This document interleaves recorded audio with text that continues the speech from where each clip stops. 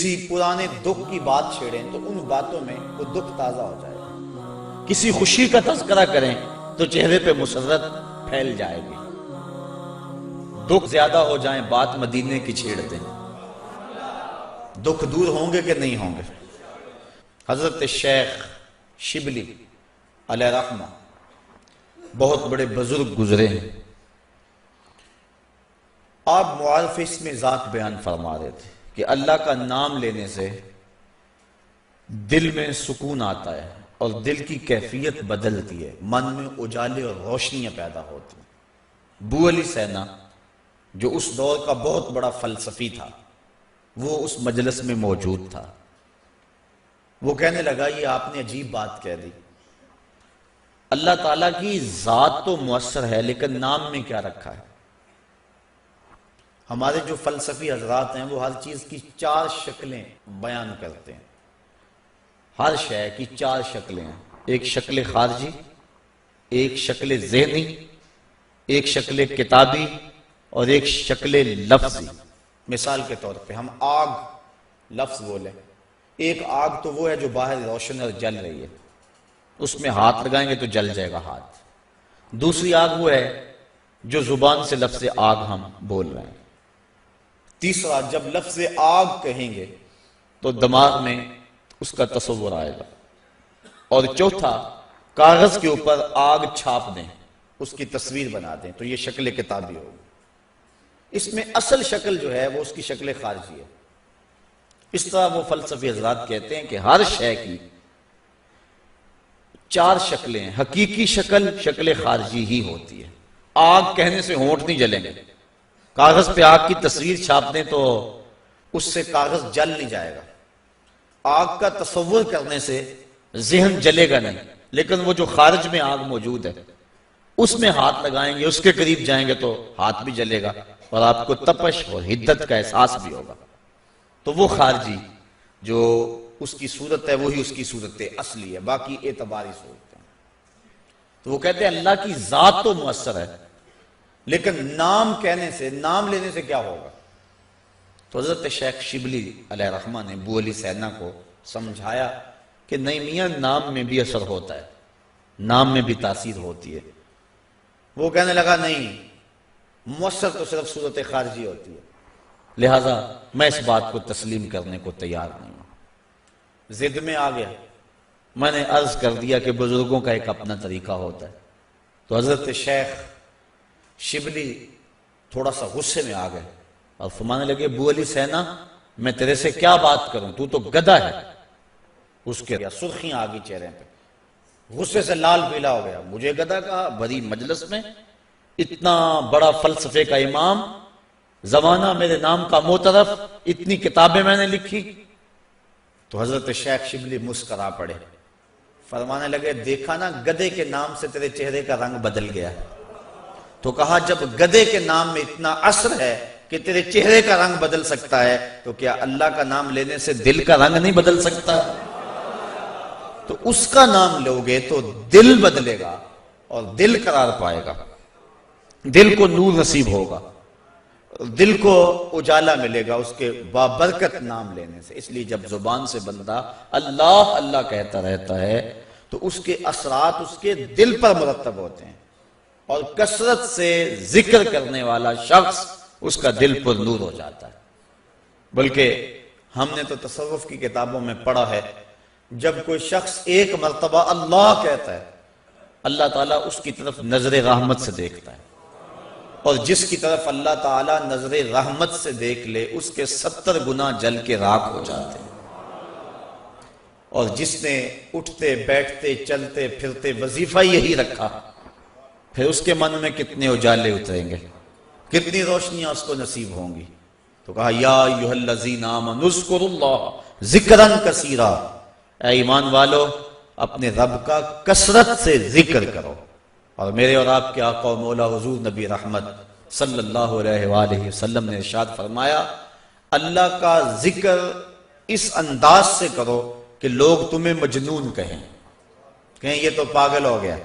بلکہ ایک روایت امام طبرانی نے بیان فرمائی ہے کہ اللہ کا ذکر اس طرح کرو کہ منافق تمہیں تانا دیں کہ ریاکاری کر رہے ہو۔ اس انداز کے ساتھ تم اس کا ذکر کرو۔ میرے حضور قبلہ عالم فرماتے ہیں اٹھ دی بیندی ٹر دی پھر دی ستے آنتے جاگ دی نام جھپ دی رو تے کھپ دی ویخ سر اس راگ دی نام جھپیاں قرب ملدا نام دی کر پوری سام شیشے وچ کستوری جے کر پھر ضرورت کاغ دی۔ تیرے تو سب کچھ اندر ہی رکھا ہوا ہے، تو ذرا غور تو کر، تفکر تو کر، ذرا اس کو آواز تو دیکھ کے دیکھ۔ تیرے من سے آوازیں نہ آئیں تو کہنا اندر بوٹی مشک مچایا اتے جان پھلن تے آئی ہو۔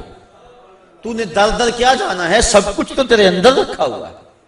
وہ کہتے ہیں ایک سنیارا تھا، بمبئی کا رہنے والا، یہاں ہمارے لاہور میں آ گیا، پرانے دور کی بات ہے۔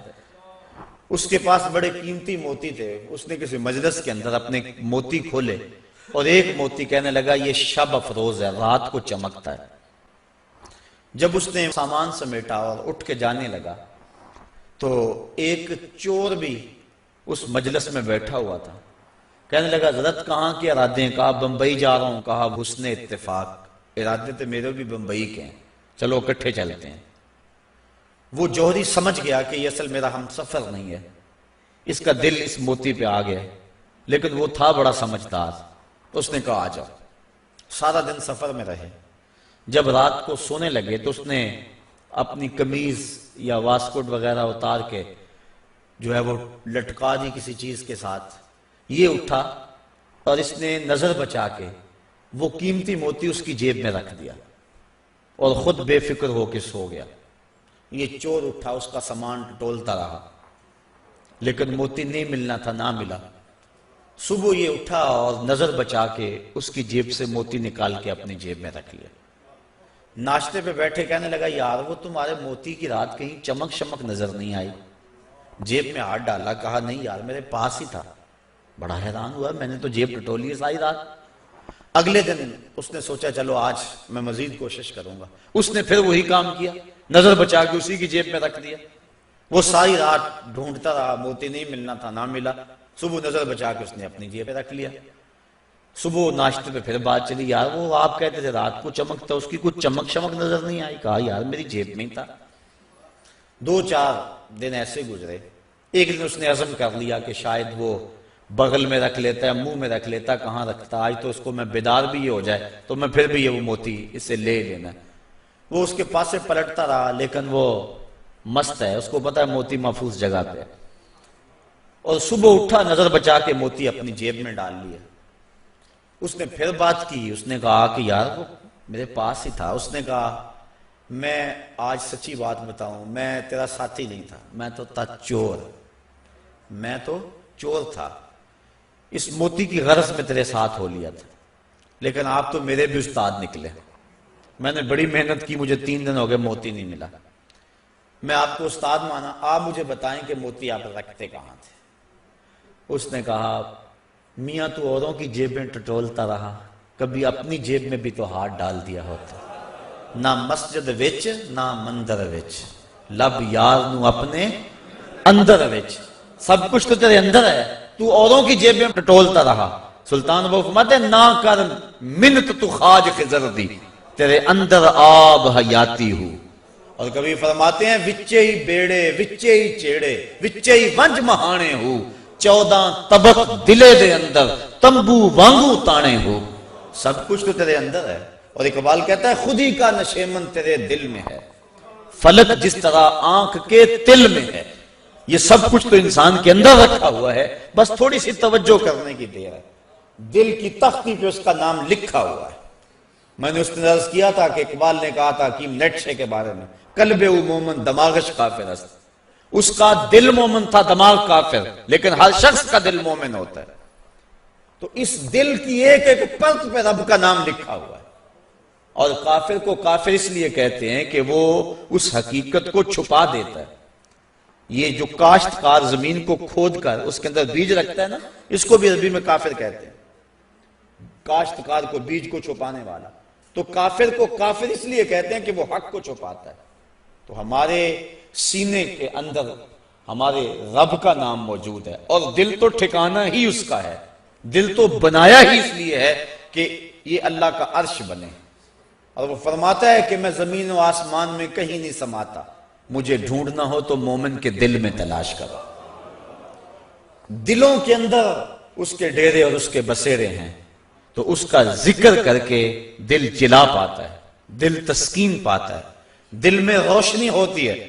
تو ہمارا مزاج یہ ہونا چاہیے کہ اٹھتے بیٹھتے چلتے پھرتے اس کے ذکر کو ہم حرز جاں بنا لیں۔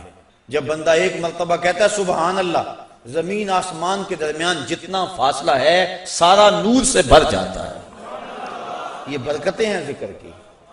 اس کا نام تو لے، کوئی معمولی نام ہے؟ جب زبان پہ اللہ کہتا ہے 14 طبق روشن ہو جاتے ہیں۔ یہ اتنا بڑا نام ہے، یہ اتنا بڑا وظیفہ ہے کہ اس سے بڑا کیا وظیفہ ہو سکتا ہے؟ اس کا نام، اس کا ذکر۔ تو فرمایا اللہ کا ذکر اتنی کثرت سے کرو کہ لوگ تمہیں کہیں مجنون ہیں، اور منافق تمہیں ریاکاری کے طعنے دے۔ تم اٹھتے بیٹھتے چلتے پھرتے اس کے ذکر کو حرز جاں بنائے رکھو، یہی تمہارا سرمایہ ہے، یہی تمہارا وظیفہ ہے۔ دکھے ہوئے دل کا بھی یہی علاج ہے، پریشان خاطری کا بھی یہی علاج ہے۔